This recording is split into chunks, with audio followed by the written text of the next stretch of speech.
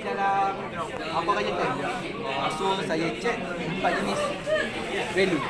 Temperature, turbidity, pH dengan total distance sensor. Temperature untuk kita cek suhu. Dan turbidity ni kita cek air tu cloudy ataupun tak.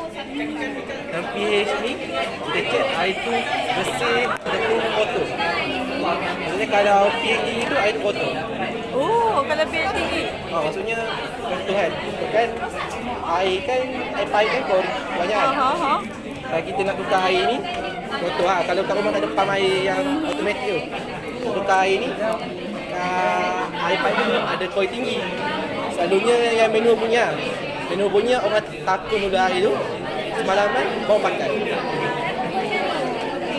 Tahu lah pula. Lepas tu dia macam cepat mati tak? Ha? Cepat mati pun ikan ni. Cepat mati lah kalau koi tu tinggi. Okey. Sebab je macam ni kan. Ni saya punya value 15 kan. Ni salah. Tak accurate. Sepatutnya 7 kalau 68 ke 78 tu expected value saja. dia macam potong sangat lah. Tak, saya punya sensor. Oh, sensor problem.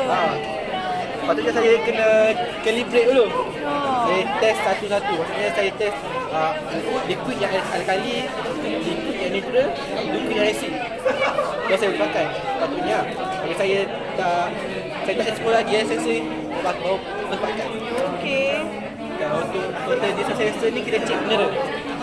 Mineral macam type dia, makanan-makanan.